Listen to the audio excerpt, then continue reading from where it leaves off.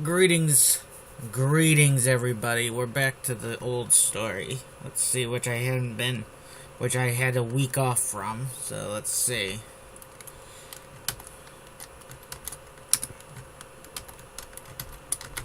A Lady Light was a Zythe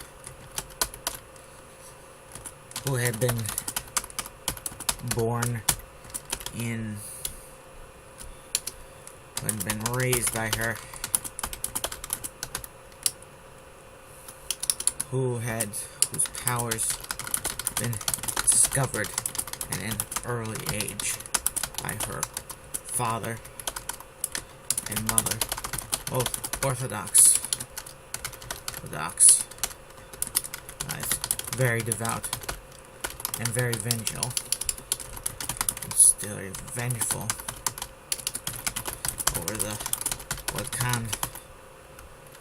over the genocide, imperial genocide, the Great War, which had claimed the lives of their parents.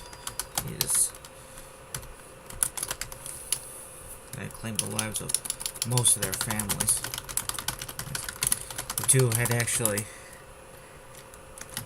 met in a ghetto, and they were sheltered from discovery by a sympathetic priest who condemned his own people, the actions of his own blood cons.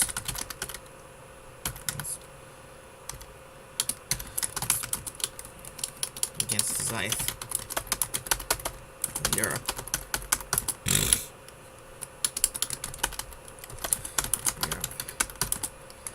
The two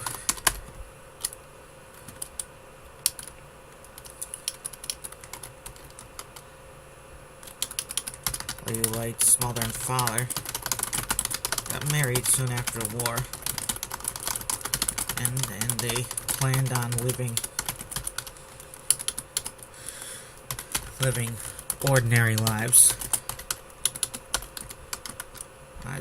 They planned to spend the rest of their days cursing the Blitkins for what they did, but they had no means of avenging their fallen kin. That is, till their daughter was born in 0030.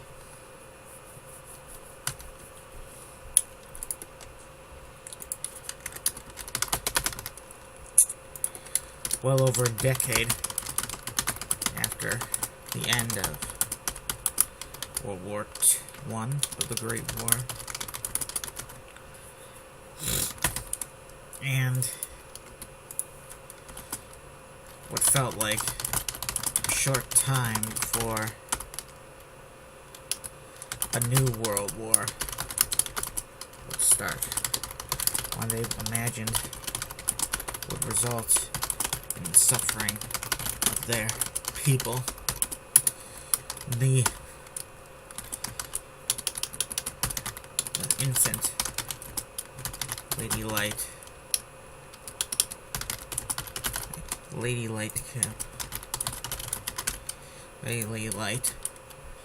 demonstrated great powers right out in her crib, including creating blasts creating a destructive beam of light, set some curtains near her on fire. Thankfully, she didn't set herself or her parents or the shaman or doctor on fire. The shaman didn't think the child was cursed in her. He believed the instrument of Zythist vengeance against the genociders, against the Bloodkins. someone who could avenge past and prevent another genocide from taking place. He recommended the child be brought to some old Vithis warriors, members of the Red Sand Resistance group that operated in Europe during the Great War and smuggled Scythe to safety away from the Bloodcon army. At the time, they didn't know about the camps, but it was clear that terrible things to the Scythe through occupied Europe. The ghettos, mass shootings, and confiscation of hard-earned property seemed like enough incentive to smuggle people. The RSRG probably would have had a lot more support, at least from fellow Scythes, if the genocide was at the camps were known about before the end of the war. Many Scythes actually been opposed to the RSRG and believe they were making things worse for their fellow Scythe with their resistance activities. Scythe elders in many communities proclaimed them RSRG renegades, and some even informed on them to the Bloodcons, resulting in many being captured and killed.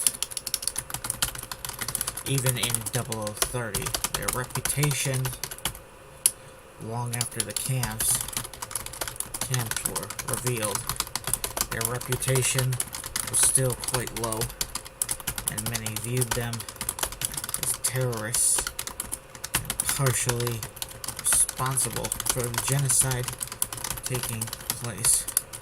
The RSRG members stuck together after the war, becoming mercs, assassins,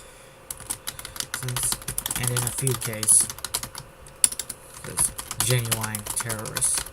Most of them were bitter, wanted to keep to themselves, saying to hell with the rest of the Scythes, what they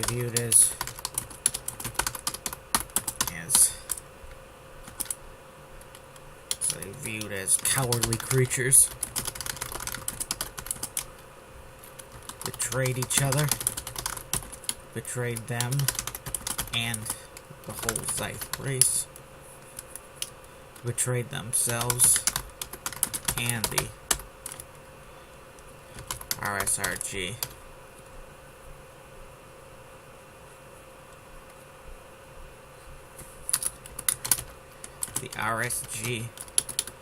The RSRG stronghold, known as Fort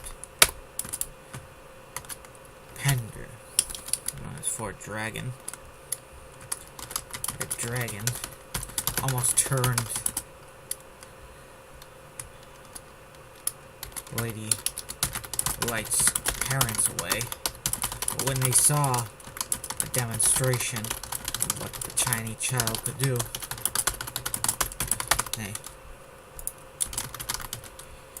they decided to adopt her. They saw in her their own future, their way of preventing further suffering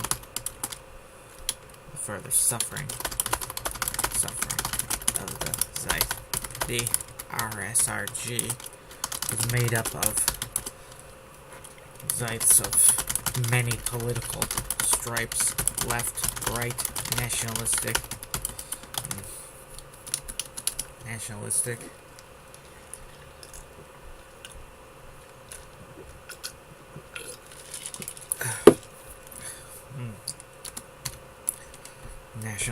and so on. And they were made up of Zeith from all over the known world, including Zeta and the middle lands. The middle lands are the Middle East, basically. Hurry up. Let's see. RSRG.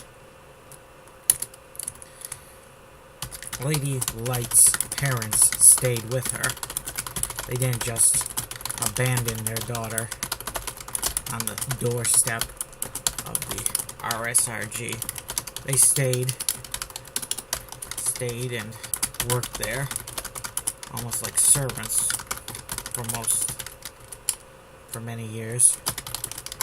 They did become much more politically.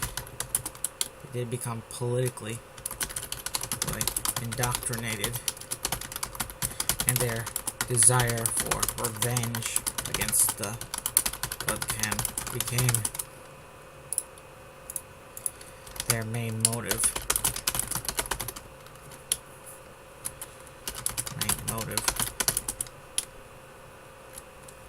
The driving light in their lives, and their daughter adopted that driving light as well when she was old enough to comprehend the horrors their people had gone through. Several years before Lady Light arrived on the scene, became known to the public, there was a schism within the RSRG, and the new leadership decided that the crimes of the past would be forgiven.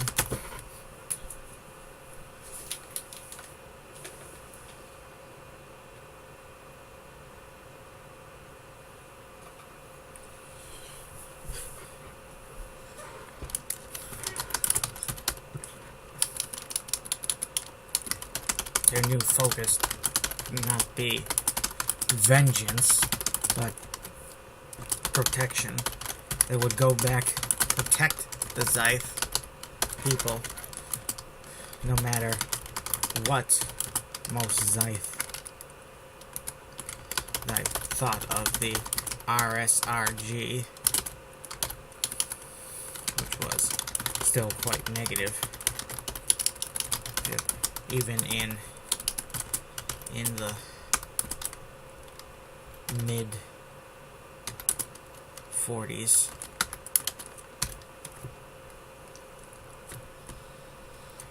The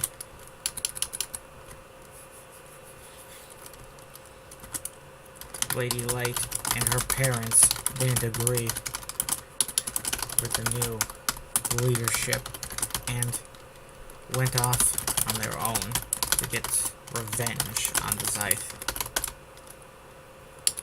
on the Bloodcoms. The RSRG tried to stop them, and it was some kind of bloody incident resulted.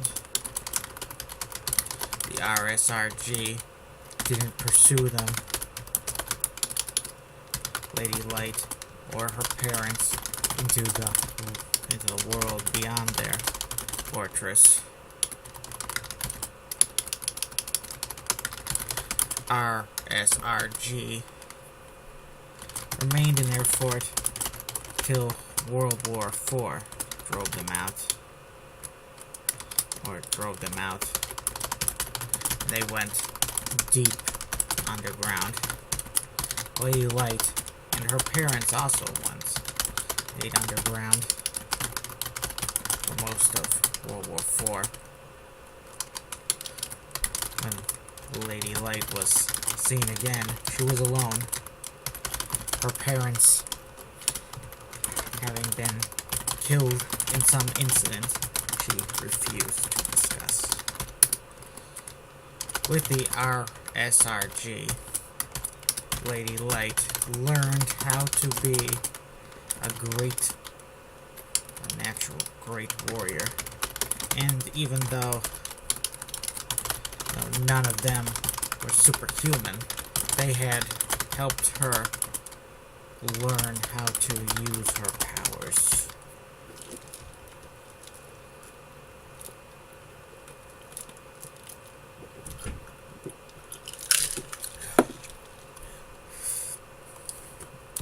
Lady Light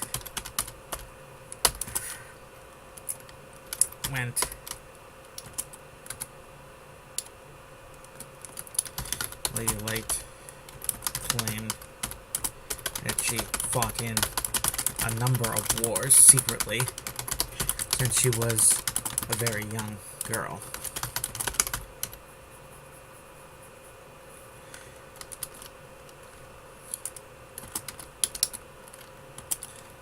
Some RSRG men claimed this was not true, that Lady Light stayed at the fortress from when she was a baby to when she was a young woman, never going out into the world till she was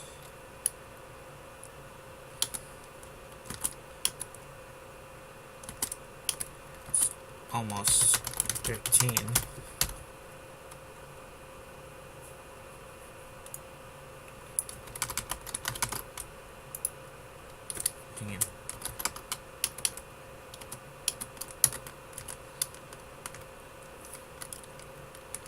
It was believed that Lady Light hunted and killed many blood-con men after she left the fortress monastery.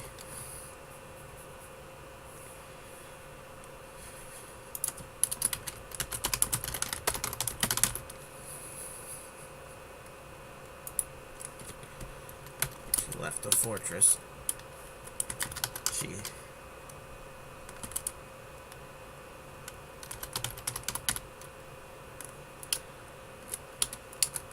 After the Jade War, many blood-canic war criminals were granted pardons for service fighting against the Scythe, the Volgans, and the Jade.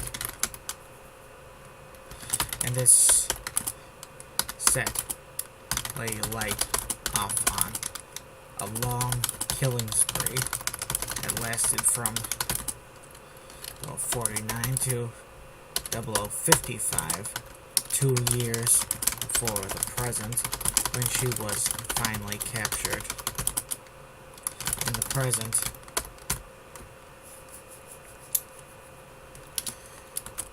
Lady Light was 27 years old.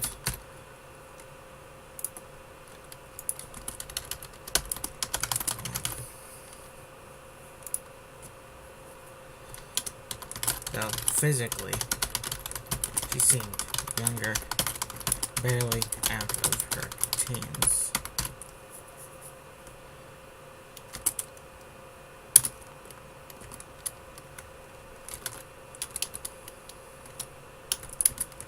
Lady Light was arrested by the Zetans and was charged by them the murder of several blood-can civilians, war criminals, who had helped out Zeta during the war. The CIA were the main people behind the charges, and they wanted Lady Light as an asset. She was given the option of a life sentence or service to the CIA for 20 years. After 20 years, her sentence would be considered paid and she would be freed. Lady Light had seen her share of violent incidents, serving as a servant of the CIA.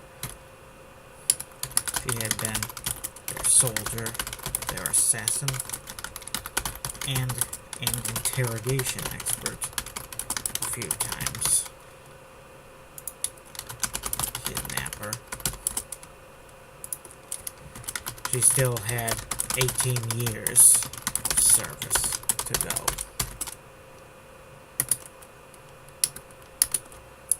Okay, let's end it here, folks. Auf Wiedersehen.